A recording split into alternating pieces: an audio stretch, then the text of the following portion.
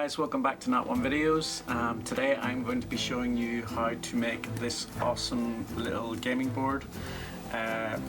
What's so special about this little dungeon board? Well, it's completely magnetic. All the pieces, you can literally throw them on in whatever configuration you want.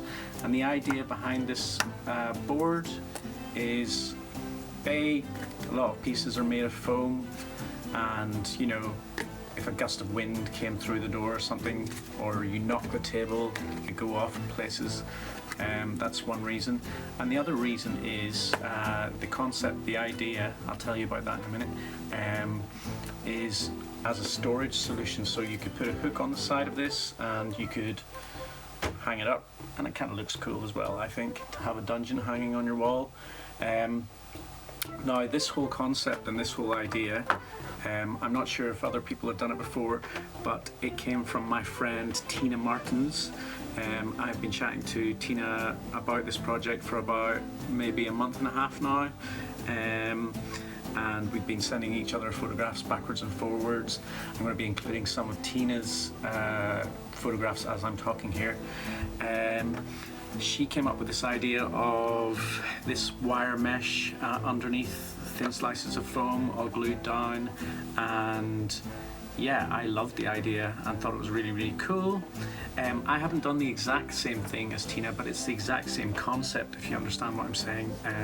I've used slightly different materials and methods to get the same result, but yeah, it's been through conversations with Tina that this has come about. She doesn't have Instagram and YouTube yet again, and was happy for me to share with you guys, and I wanted to make one for myself anyway, so that's where we are at today. So let's have a look at the project and get into it. Okay, from the get-go you can see that I've taken a different approach. Rather than using a wire mesh which would need to be glued down, etc., I have gone straight for a magnet whiteboard. The reason I chose this was because I wanted to maximise the surface area that a magnet could stick to without any gaps, therefore increasing the attractive bond. Tina had developed her idea into a larger game board, and although it was still magnetic and would hold for gusts of wind, etc., when it turned upside down the pieces were falling off. The whiteboard was not too expensive and I wanted to have something that would last, so I felt the money was worth it. Once I had removed the cladding from the edges of the board, it was time to face my old enemy, maths. I worked out that I was going to need 180 1-inch squares of thinly cut XPS foam. I set the Proxxon to cut roughly 2mm thin slices of 1-inch XPS foam squares. The thought of doing a task like this by hand doesn't even bear thinking about. That would probably literally have taken hours, but I managed to knock these out in no time. Once I'd cut a few squares, I checked that the magnets were going to stick properly through the foam, and yeah, the bond was really, really strong, so I was happy to move on. When it came to texturing my foam squares, I decided to use this piece of scatter terrain that I made on the Crazy Crafter live stream a couple of weeks ago. It had a really nice texture, and yep, it was handy, and I knocked that out really quickly too. I also wanted to emulate Tina's board, so I further cut the squares in half and quarters to create a more irregular tile configuration, which I think really looks cool and also allows for a subtle 1-inch square grid for gameplay. Bricks, bricks and more bricks. These were for the purpose of creating a brick rim around the edge of the board. For any new crafters out there, these are really easy to texture with some rocks in a box. Just give them a good shake and they should come out looking pretty sweet. Now is probably a good opportunity for me to mention to any new crafters, or anyone really, who is wondering where I get the materials from. I have left some links in the description below for everything I use in this project.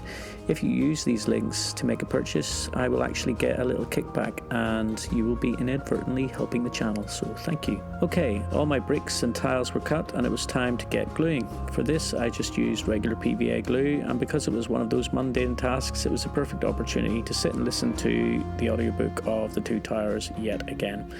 Once glued, I left the board to dry overnight, and the next morning it was all really solid and it was time to paint it up. I almost considered not including the painting footage this time, but I am aware that there are people out there new to crafting, and it's important to include these steps for those people, so here we go.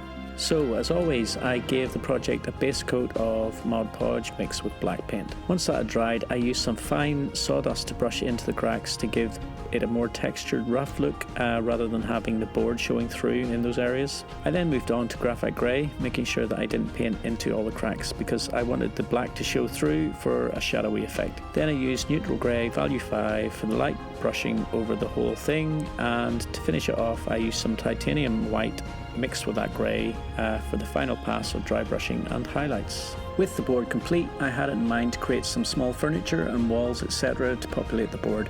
I've been wanting to make a wizard study for a while now, so I grabbed some offcuts of foam and just started to make some little pieces. Okay, so this video isn't really about making tiny furniture. I'm just showing you a few little things that I've done. I have got a small table that I've made, and it's got a magnet in the base, and a little bookcase that I got off the design of the Cave of Crafting, Damien, which is a really cool little bookcase. And I'm going to build like a table with drawers now. Very simple. I'm just going to glue these pieces together. If you want how to do magnetic pieces to stick on top of your furniture like candles and stuff like that there, I recommend checking RP Archive. He has recently done a magnetic video for things like that. But this one I'm just demonstrating the magnetic board. So I want to put together a few bits and pieces just to stick on the board to demonstrate it. So making this little desk was extremely easy. I basically glued together some rectangles and squares, and voila, you have a little table. So on to the magnets. Installing the magnets into the foam is super easy. I actually picked up this tip of heating up a pin or a paper clip from John Lombardi over at Tabletop Witchcraft, and it works a treat. Then just use some hot glue to fix them in place. I will say to always make sure to use the same polarity facing out every time. This is easy to do by sticking the magnets onto a piece you've already made, and it'll tell you the right way round of the magnet, if you know what I mean. Now I've decided to use quite large magnets. You can use smaller magnets as well, but larger magnets will just ensure that they really are going to stick to the magnetic board through the foam. Here's another little tip for any beginners out there. If you want to get a wood texture into your XPS foam, you can get a knife and you can score lines in it. Some people use a wire brush. I didn't have one to hand, so I just spent a bit of time with my pencil and a knife scoring some lines, and when it paints up, it'll look great.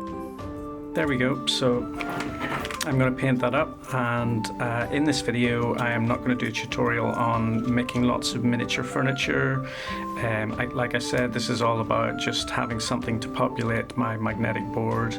For painting my wood pieces in this project, again I'm using a black Mod Podge undercoat, then I'm using some burnt umber, and to top it off I'm dry brushing with some yellow ochre. And that's after the dry brushing with the yellow ochre, and that will dry down a little bit darker as well. So yep, I have my set of furniture starting to come together for this magnetic build.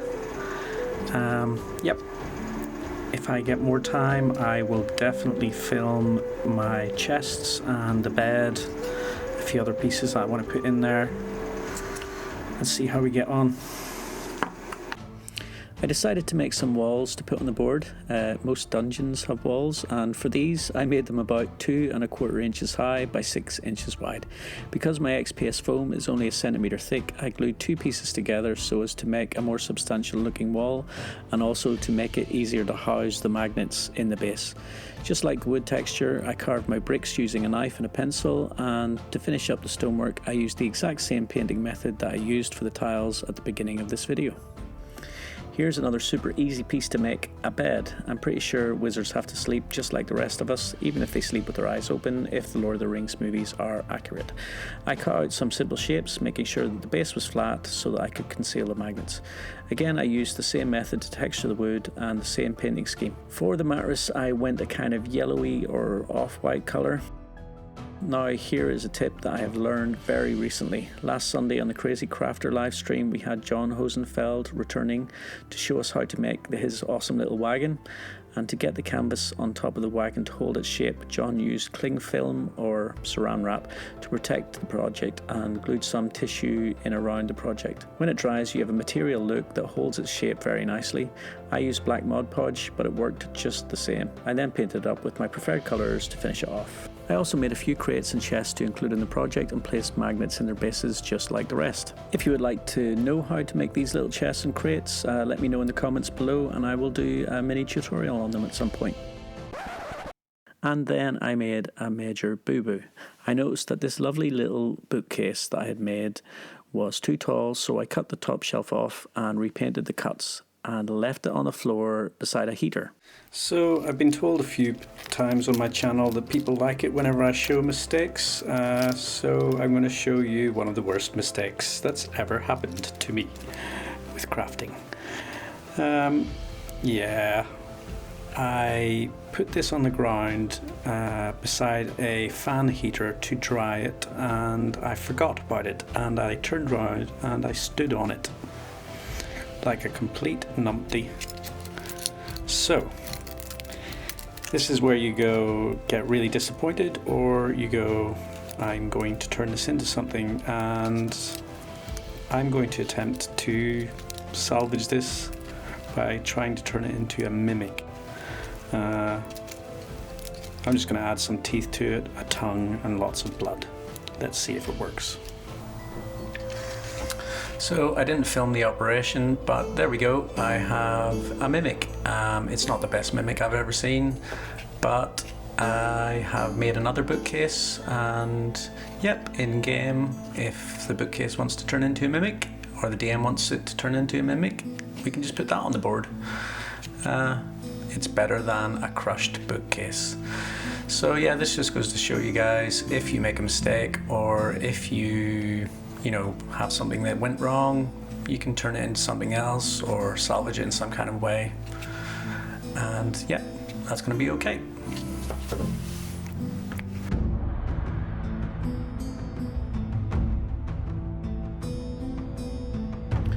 Of course, I made another bookcase to replace the one I destroyed, and thus I turned a potential disaster into something fortuitous.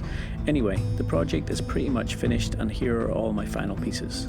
As you can see, I spent some time making some mini things to adorn the tables and bookshelves. The scrolls were just made from rolled up printer paper that I had scribbled on and gave a yellowy brown wash, same for the book and its pages. Another tip from the Cave of Crafting there. The ink pot is a little bead, I pinched that one from Daniel West. The quill is from a grassy garden plant in my own garden. The bread is Das clay shaped and painted, as is the mini knife, and the bottles are scrap jewellery beads. The plant is a sticky grass tuft that I stuck to the top of some XPS foam for the plant pot. And last but not least, the crystal ball is another crafting bead placed on top of a jewellery clasp. Thanks for that one, Colin.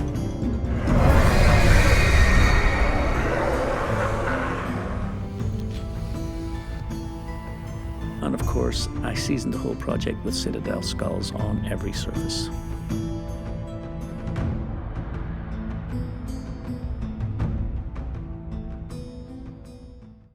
And that's the end of the project, guys. Thank you so much for watching. If you are new to the channel, please like and subscribe to this video, and if everyone can please just leave a little comment. If anyone wants to know how I made like the little tiny details in any of this, I could make another video on that, or you can ask me in the comments below. I'm happy to share that information with you guys. I just wanted to have some details to not just have a magnetic board, if you know what I mean. So I just want to also say thank you to Tina Martins for helping me with this project. Also, I just want to say a big thank you to my patrons who are on the screen right now. And yeah, I appreciate you guys coming and visiting my channel and yeah, helping me grow. So thanks so much, guys. Please leave a comment and like and subscribe. I've said that already. All right, see you next week. Bye. Just before I go, guys, I wanted to give a quick shout out to Chris Scarrett, who joined my Dunedain Patreon tier this week. One of the perks for joining this tier is me naming a build after you. I'm going to name the build after Chris's D&D character and officially dub it the Commander Ride on Fells build. Alright, see you next week, guys.